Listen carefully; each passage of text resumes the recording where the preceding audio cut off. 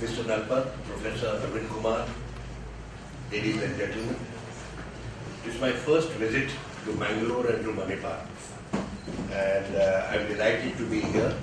I'm delighted that in this university there is an interest in foreign affairs and in geopolitics, and indeed there are specialized courses about it. I've been in the foreign service for 37 years and retired last year. I loved every minute of it. But I am a very rare person in the foreign service. In the Indian foreign service, we discourage specialization. As it happened, in my own career, without winning it, I became a specialist. And I did many postings in the Arab world in the beginning of my career in Kuwait, Baghdad and Yemen. Then constantly I used to go away, but the government used to bring me back. So I did only 3 postings outside the Arab world, and those are London, New York and South Africa. I opened the mission in South Africa in 1994. But I had hardly finished my term there when I was called back. I became the head of the Gulf Division, and then I became ambassador in Saudi Arabia in the year 2000. Once I went there and the events of 9/11 happened, I decided that I would not leave this region. I thought that I am truly a specialist, and that what is happening here, the implications of 9/11, and then the run-up to then the assault upon Afghanistan, and then the run-up to the war in Iraq, all of these would resonate across the world for several years and even decades to come, and would have very significant implications for India. Hence, that is the moment when I, for the first time, actually decided not to leave the region. And the ministry agreed with this.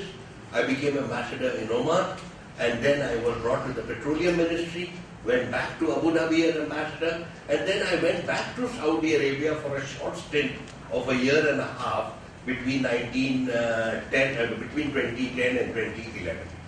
Now, the topic that has been given to me by Manipal University really is 2 separate lectures combined in one.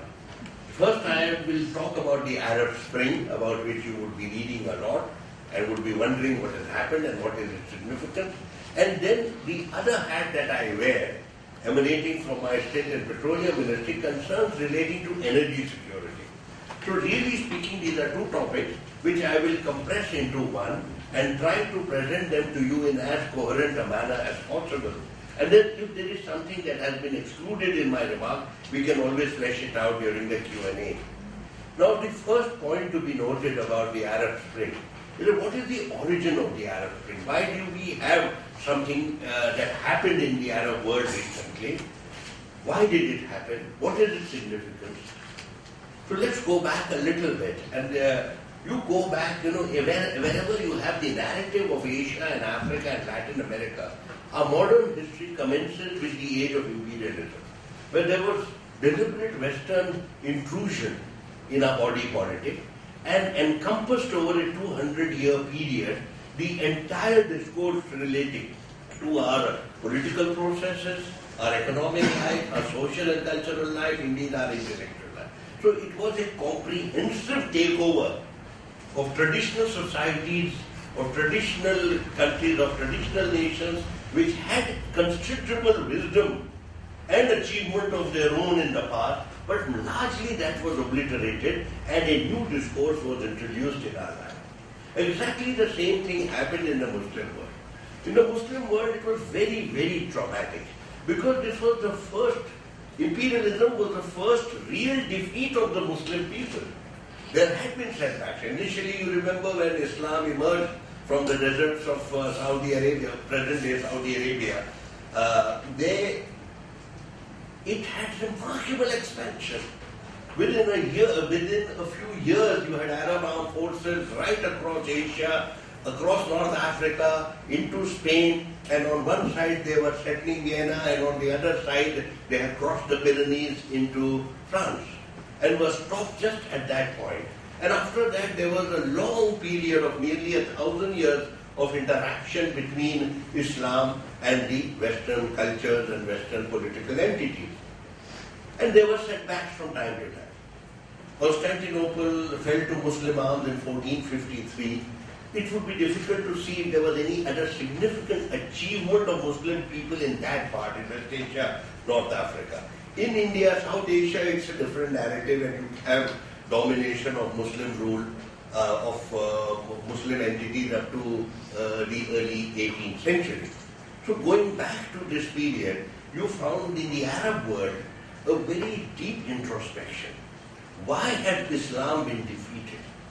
There were certain people who argued in the beginning of the 18th century and then continued all through the 100 years that that is something we must learn from the West. Some people suggested that the West was successful because they had a superior military capability, a superior military technology, certain military capacities in terms of weaponry, in terms of drilling, etc.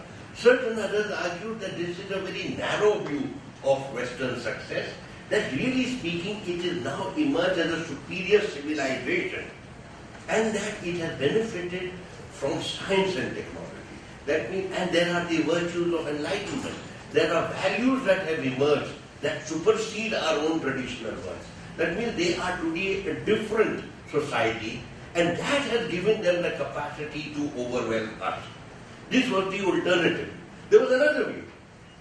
The other view was that we have erred, that we have been defeated because we deviated from the path of Islam. That we should really go back, get rid of all the aberrations, of all the compromises that we have made, all the vices that we have allowed to enter our body politic and our society, go back to pristine Islam of the time of the Prophet. And once again the good Lord will then smile upon us and strengthen us. These were the kind of debates that were taking place in the Arab world at the time when Western domination was being strengthened day by day.